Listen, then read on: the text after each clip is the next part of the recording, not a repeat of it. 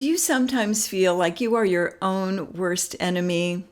If that's the case, then stick around because today I have 5 ways for you to show more kindness to yourself.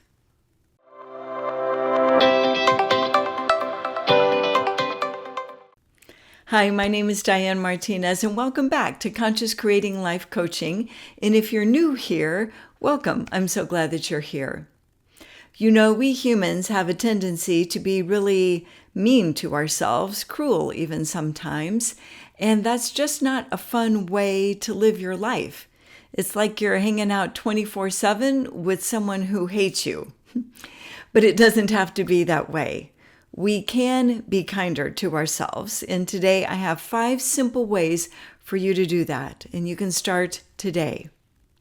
So the first way to show more kindness to yourself is to be curious rather than critical.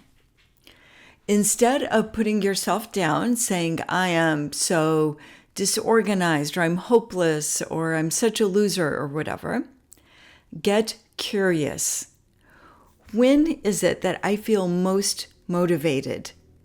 When do I feel inspired? Do I feel inspired when I've listened to or read something inspirational? Is it when I've talked with a certain friend that I feel better? When do I make my best decisions? When is that available to me? Get curious about what motivates you and what inspires you, and also get curious about what triggers you. You know, I really have trouble being patient with everybody when I haven't had a good night's sleep, or when I haven't had 10 minutes to myself to just, not be pleasing somebody else. When you're curious without judgment, you're able to understand yourself at a deeper level. And with that understanding, you're able to make wiser decisions for yourself going forward. With that understanding, you're less likely to be critical of yourself. And that just feels so much better. So instead of being critical, be curious and understand yourself at a deeper level. The second way to show some kindness to yourself is to allow yourself to feel however you feel. Do you know, there is this huge spectrum of human emotion, and I think we're meant to feel all of it, but we usually just allow ourselves to feel just a few of these little things here and there, and we shame ourselves for feeling other ways. Have you ever said anything to yourself like, oh man, I have no right to feel overwhelmed or sorry for myself. There are people who are really suffering in this world, and I'm not one of them. True, there are people suffering in this world, and true, they deserve our compassion, but that doesn't mean you can't feel the way you feel. You know, even sometimes we don't allow ourselves to feel good, like, oh, I can't feel happy, I still have 10 pounds to lose. It's so silly. Allow yourself to feel however you feel. Because here's what happens if you don't. If you don't allow yourself to feel, jealous or angry or bitter or however that is, those emotions get squashed down into your psyche and into your body, and you carry them with you until you release them, even years and decades down the line. They don't just dissipate, they don't dissolve. They stay stuck within you if you don't allow yourself to feel them.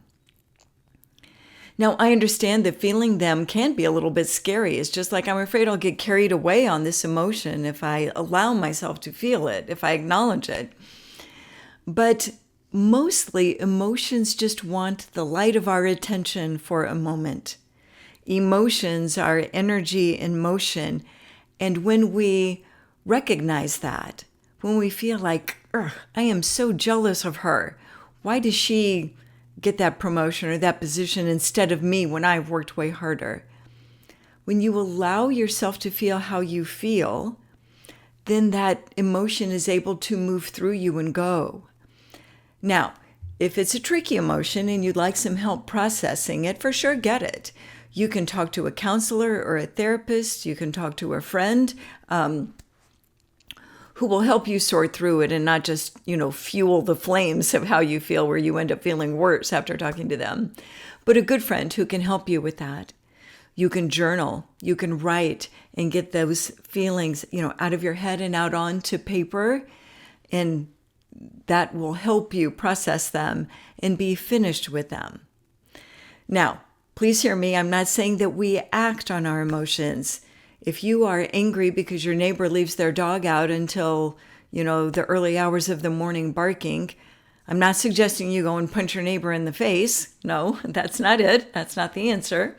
But you can feel angry about it.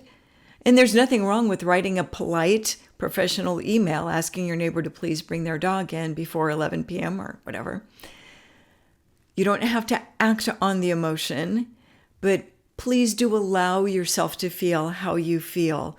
You are a human and you are going to experience that wide bandwidth of emotions.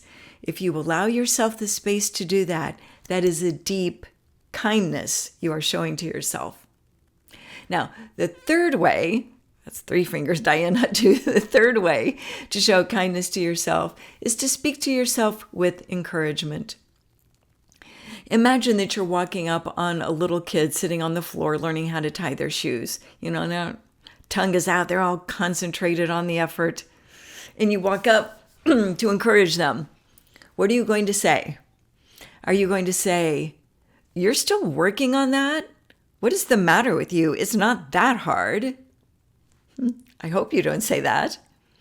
Or are you going to say something like, "Yeah, you've almost got it. You are doing so well. Just keep going. You've got this. I know you've got it." That's how you encourage a little kid, and that's how you encourage yourself. So many times we put ourselves down that we think that if we're some sort of drill sergeant, that if we speak to ourselves in very insulting and mean ways and we're exacting, that is going to help us. But it doesn't. Just like it wouldn't help that little child, it doesn't help you either. So speak to yourself with encouragement. I can do this. I know I've got this. And if I need to take a break, I can. If I need to take a rest, I can. If I need to get a little help with this, I can. But I've got it. Speak with encouragement to yourself. And that's frequent. When you do, that's frequently when you get the idea or something that really helps you sort through whatever it is and achieve that goal. So speak to yourself with encouragement. That's a wonderful kindness to show to yourself. Now, the fourth kindness that you can show to yourself is to give yourself pats on the back through your day. Now, we haven't met in person. Probably not. I mean, we may have. But even if I've never met you, I will bet that you do many things each day that merit a pat on the back. Things like getting your kids to school or practices or camps or wherever they need to go. That you call a parent to check in with them to see how they are doing. To throw some clothes in the laundry. To plan a meal or pay some bills, to walk your dog. All of those things are tasks that bless other people.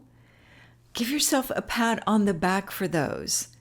So many times we think unless we check everything off our to-do list that we don't allow ourselves that. But give yourself a pat on the back for each of those, because face it, not everybody does those things. Not everybody shows kindness to their family and meets their obligations and responsibilities. So when you do, give yourself a pat on the back. It's a simple thing to do, but it is a kindness to yourself. Now, the fifth way to show some kindness to yourself is to do something each day that makes your heart smile. Now, this can be super simple. It doesn't have to be a day at the spa or something like that. I mean, if you can swing it, go for it. But it can be a simple kindness like getting up a couple minutes early to have a cup of coffee in the quiet, just with your cat beside you before everybody else gets up. Or maybe it's taking some time at lunch to get out and go for a walk, enjoy the warm spring sun, the breeze, the bird song. Maybe it's doing it like a beauty treatment or something where you do a facial mask, lie down, put your feet up on the wall, listen to a guided meditation. Maybe it's just dancing out to your favorite song in the kitchen. Whatever it is, do something each and every day that makes your heart smile. You don't have to earn it. You already deserve it. So I hope that you will practice that. And I hope that those 5 ways of showing kindness to yourself are helpful to you. I would love to hear in the comments below if you are doing any of those already, or which one of those 5 is your favorite. I would love to hear. So I hope this has been helpful to you. If it is, please give it a big thumbs up.